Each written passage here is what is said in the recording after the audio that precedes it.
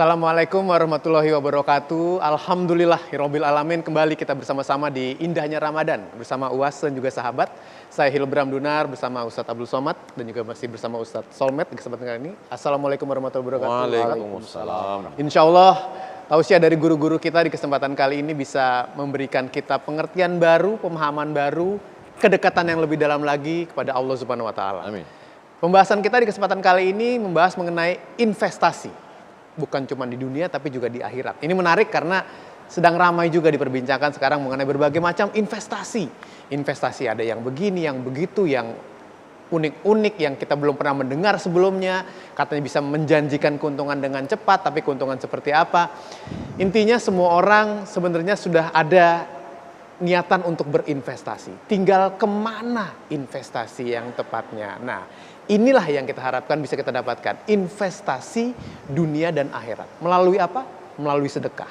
Nah, seperti apa sih sebenarnya kita bisa bersedekah agar bisa mendapatkan investasi dunia dan juga investasi akhirat? Ustadz Abdul Somad, mohon kiranya memberikan tausiahnya. Silakan. Bismillahirrahmanirrahim.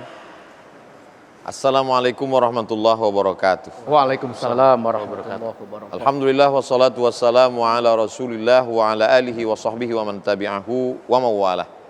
Mas Hilbram, terima kasih. Guru kita semua, Ustadz Solmed. Sehat Ustadz? Alhamdulillah sehat Tuan Guru. Pemirsa TV One dimanapun berada, bil khusus adik-adik, Bapak Ibu yang ada di International Islamic Education Council. A'udzubillahi minasyaitonirrajim. Wa ma khalaqatul jinna wal insa illa liya'budun. Bahwa kita diciptakan hanya untuk beribadah. Ibadah itu dibagi pada 3. Dan ketiga-tiga ibadah ini ada di dalam bulan Ramadan. Ibadah yang pertama, ibadah badani, ibadah fisik, ibadah tubuh, ibadah badan. Salat tarawih, ibadah badan. Salat witir, ibadah badan. Lalu kemudian ketika ibu-ibu memasak, menyiapkan buka puasa, ibadah badan. Lalu yang kedua adalah ibadah harta. Membayar zakat fitrah, ibadah harta. Berinfak dan bersedekah, ibadah harta. Lalu kemudian ketika man fattara shaiman, siapa yang memberikan buka puasa untuk orang yang berpuasa, kanat lahu ka ajri mithli ajri shaim, maka dia dapat pahala seperti orang yang berpuasa. Maka kita melihat ada takjil yang begitu banyak. Ini adalah ibadah harta. Yang ketiga adalah ibadah hati. Di mana letak ibadah hati? Menahan. Tahan makan, tahan minum, tahan lapar, tahan perasaan. Datang orang mau ngajak berantem. In qatalahu ahadun au syatamahu. Kalau ada orang ngajak kelahi, caci maki, sumpah serapah, maka kita mesti jawab, inni shaim, aku sedang berpuasa. Walaupun dia judo, karate, taekwondo, silat, ban hitam, dan 1 dan 2 dan kawan-kawan. Dan kawan-kawan, rame-rame dong. Rame-rame. Maka dia katakan, inni shaim. Kalau kau memang jantan, nanti habis buka puasa, aku patahkan batang leher kau. Ini tak betul juga. Karena pengendalian itu bukan hanya sekedar setelah buka puasa, lalu kita bebas. Tidak. Bahkan keberhasilan Ramadan dibawa keluar Ramadan. Tapi intinya bahwa madrasah Ramadan mendidik kita. Nah, kita fokus pada ibadah yang kedua, yaitu ibadah harta. Ibadah harta ini bagi sebagian orang ibadah terberat. Bagi orang yang bakhil, bagi orang yang cinta harta. Di bulan Ramadan kita disadarkan bahwa harta ini tidak ada apa-apanya. Mau kaya, mau diplomat, mau orang kaya, mau pejabat, kalau sudah jam 2 siang, itu laparnya sama. Ya. Ngelihat taksi warna hijau seperti semangka. Lapar. Maka ketika itu juga kita disadarkan bahwa kita tidak berdaya, tidak punya apa-apa, dan setelah itu hilanglah rasa kepemilikan, hilanglah rasa tekanan hawa nafsu, karena yang tadi ketika sedang haus melilit menggerogoti tenggorokan, saat itu rasanya semua mau kita telan. Melihat acara di TV Danau Toba, 1 danau itu mau kita minum. Tapi begitu masuk seteguk 2 teguk air, 2-3 butir kurma, mana hawa nafsu yang siang tadi? Kita disadarkan bahwa itulah hakikat hawa nafsu. Cinta harta yang selama ini, wa tuhibbunal mala hubban jamma, kau cinta kepada harta secinta-cintanya, Maka sesungguhnya itu tidak ada apa-apanya ketika kita mati menghadap Allah Subhanahu wa taala. Yang kekal abadi adalah ketika kita punya rumah, satunya kita pakai, yang satu yang dua kita buat jadi rumah Quran. Buat di sana anak-anak tahfiz, gaji guru makan minumnya kita buat gratis. Itu untuk supaya kalau otak kita ini isinya 100, yang 50 sudah kita pakai untuk anak, istri, keluarga, kerja, yang 50 lagi ini nanti akan bergerilya kemana-mana.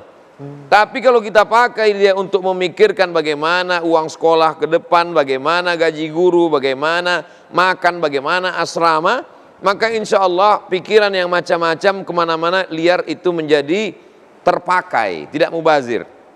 Dan ketika kita mati menghadap Allah, anak-anak penghafal Quran ini akan mengulang hafalannya pagi, petang, siang, dan malam. Kita bangun masjid, subuh, zuhur, isya. Belum lagi orang i'tikaf 10 hari terakhir Ramadan. Kita bangunkan sumur bor, anak-anak berwudu di sana, dipakai untuk mandi, dipakai untuk minum. Inilah yang akan mengalir, membuat kubur seperti pandangan sejauh mata memandang, terang benderang. Tapi kebanyakan orang dia pikir, iya kalau ini ada, kalau tidak ada bagaimana? Inilah letaknya iman. Makanya dikatakan oleh Sayyidina Ali, an-nasu niyam. Manusia ini semuanya seperti orang tidur. Dan orang kalau sudah tidur pasti mimpi dan mengigau. Maka sesungguhnya kita sedang mimpi. Ada yang mimpi jadi orang kaya, ada yang mimpi jadi orang terkenal, ada yang mimpi jadi artis, ada yang mimpi jadi penguasa. An-nasu niyam. Manusia ini tidur.